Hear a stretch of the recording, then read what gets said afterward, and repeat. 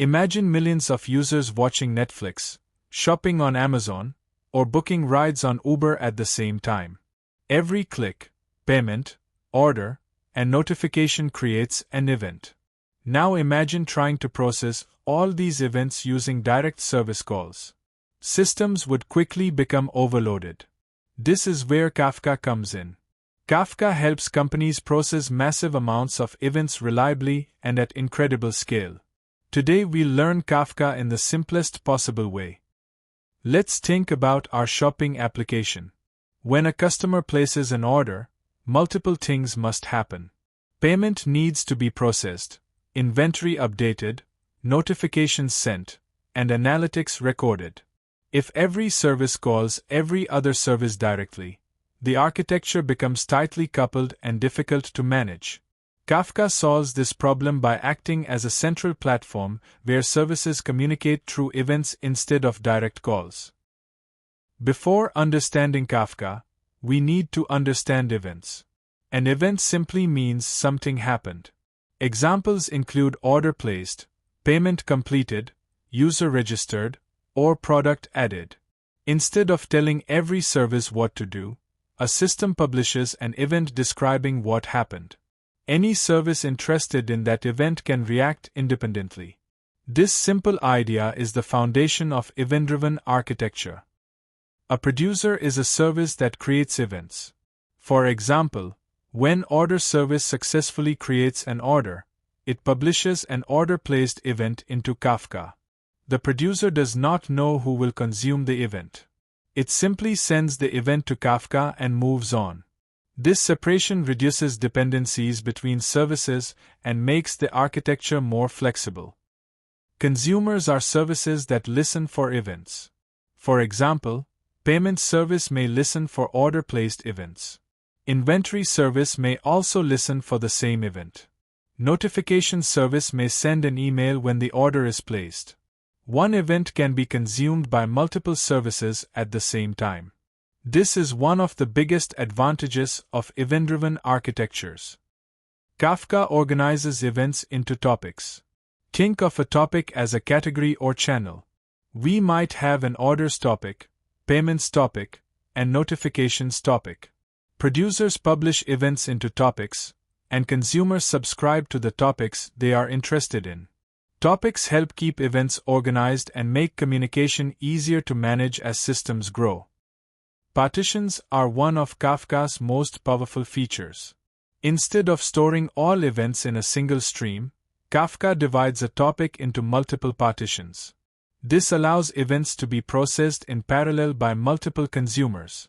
As traffic grows, more partitions can be added.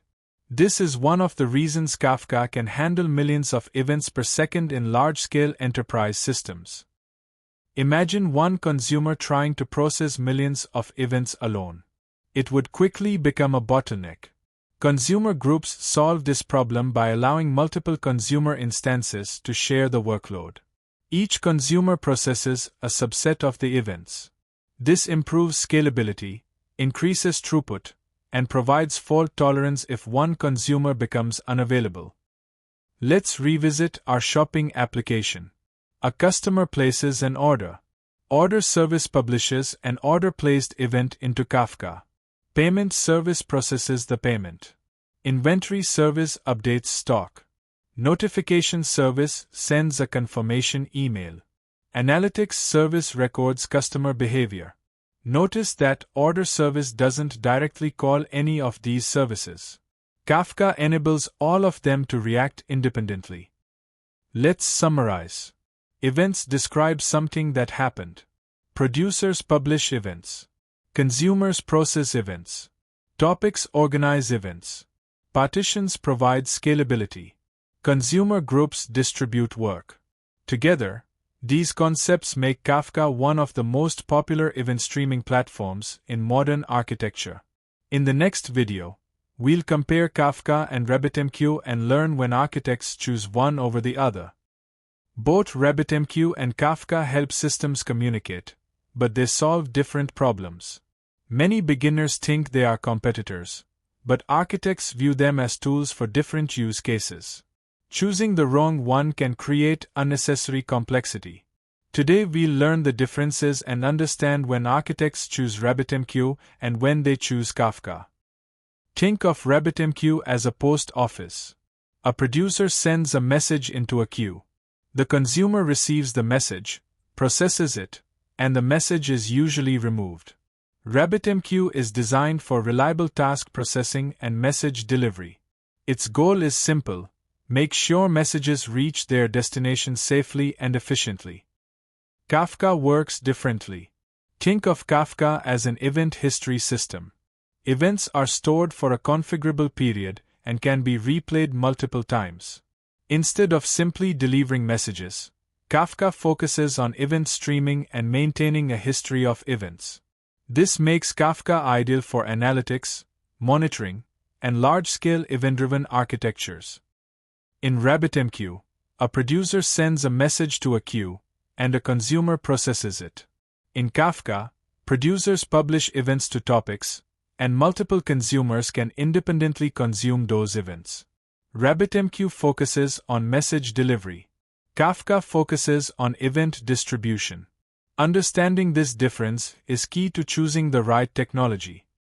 Both technologies are fast, but they are optimized for different workloads. RabbitMQ performs very well for traditional messaging and task processing. Kafka is designed for extremely high-throughput event streaming. When dealing with millions of events, Kafka often scales more effectively because of its partition-based architecture. One major difference is message retention. In RabbitMQ, messages are usually removed after successful processing.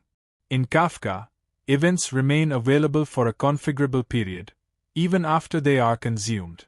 This allows services to replay historical events if needed.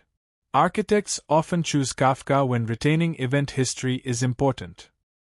RabbitMQ is commonly used for sending emails, processing background jobs, generating reports, and handling notifications. Kafka is commonly used for analytics, recommendation engines, user activity tracking, financial transactions, and IoT data streams. The business requirement often determines which technology is the better fit. Let's revisit our shopping application. When an order confirmation email needs to be sent, RabbitMQ is often a great choice because it guarantees reliable processing. However, if we want analytics, recommendations, inventory updates, and multiple downstream services reacting to orders, Kafka becomes a stronger candidate because multiple consumers can independently process the same event. Architects ask a few simple questions. Do we need reliable task processing? RabbitMQ is often a good fit. Do we need event streaming and multiple consumers reacting to the same event? Kafka becomes a strong choice. There is no universally better technology. The right choice depends entirely on the business requirement and system design goals. Let's summarize. RabbitMQ is excellent for task queues and reliable message delivery. Kafka excels at event streaming, scalability, and maintaining event history. Great architects don't choose based on popularity. They choose based on the problem they need to solve. In our next video, we'll explore API Gateway and learn why modern architectures rarely expose services directly to clients.